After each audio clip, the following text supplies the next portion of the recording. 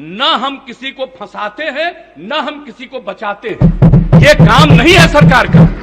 ये बात क्यों आप लोग बार बार कर रहे हैं? सुशासन बाबू भले ही ये कहते रहे कि वो ना तो फंसाते हैं और ना ही बचाते हैं, लेकिन अब उनके ही मंत्रिमंडल के विस्तार के बाद जो तस्वीरें सामने आ रही हैं वो साफ तौर पर बता रही हैं कि नीतीश की सरकार में फंसाया भी जाता है और बचाया भी जाता है। जो सरकार में नहीं होते हैं उन्हें फंसाया जाता है और फिर सरकार में आने के बाद उसे बचाया भी जाता है। और इतना ही नहीं, आरोपियों को मंत्रिमंडल भी सौंप दिया जाता है।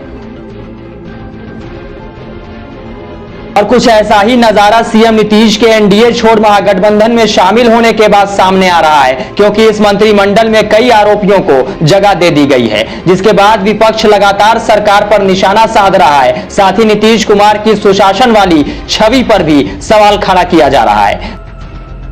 बिहार में नीतीश कुमार सरकार को मंत्रिमंडल विस्तार के बाद से ही मुश्किलों का सामना करना पड़ रहा है। उनके मंत्रियों के बारे में हो रहे रोज रोज नए खुलासे पर महागठबंधन को लगातार जवाब देना पड़ रहा है। नया खुलासा कृषि मंत्री सुधाकर सिंह को लेकर हुआ है। सिंह पर 2013 में चावल गबन करने का आरोप है। अभी ये मामला कोर्ट में लंबित है। हालांकि कृषि मंत्री ने इन आरोपों को खारिज कर दिया है। दरअसल ये मामला 2013 का है। उस समय राज्य की एनडीए सरकार ने सुधाकर सिंह पर चावल गबन करने का केस दर्ज करवाया था।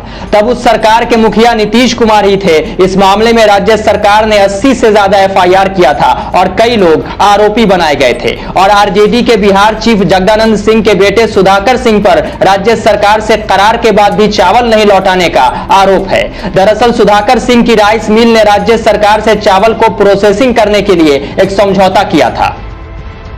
इसके बाद सरकार की तरफ से जो चावल आया उसको उन्होंने वापस नहीं लौटाया। सुधाकर पर आरोप लगा है कि उन्होंने सरकार के भेजे चावल को खुले बाजार में बेच दिया और इससे बड़ा फायदा कमाया। इस चावल गबन घोटाले में राज्य सरकार को एक अनुमान के मुताबिक करीब 1573 करोड़ रुपए का नुकसान हुआ था। लेकिन नीतीश कुमार कहते हैं कि वो ना तो किसी को बचाते हैं ना ही किसी को फंसाते हैं। लेकिन बिहार की जनता अब धीरे धीरे ही सही राजनीति के सारे खेल को समझ रही है। न हम किसी को फंसाते हैं, न हम किसी को बचाते हैं। ये काम नहीं है सरकार का। ये बात क्यों आप लोग बार बार कर रहे हैं?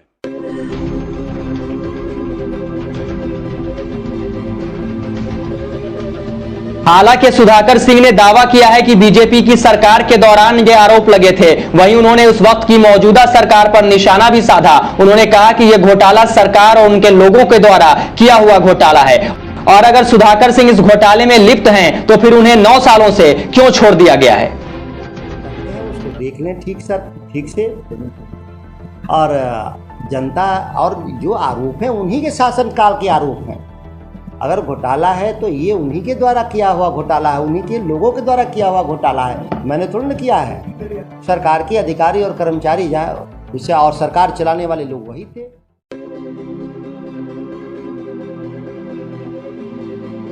बहरहाल बहार वाले बिहार में सत्ता परिवर्तन के बाद जनता बाहर आने का इंतजार कर रही है, लेकिन मंत्रिमंडल के विस्तार के बाद से ही सरकार खुद सवाल के घेरों में है। ऐसे में देखना लाजमी होगा कि जिन वादों के साथ नई सरकार का गठन हुआ है और नई सरकार बनने के बाद जो वादों की झड़ी लगाई गई है, मौजूदा सरकार उस पर कितनी खड़ी उतरती है, क्योंकि जनता को बिहार की राजनीति से ज्यादा उनकी मूलभूत सुविधा जरूरी है। अब देखना है दावे वाली नई सरकार धरातल पर विकास की गंगा कब बहाती है। Bureau report, news 111।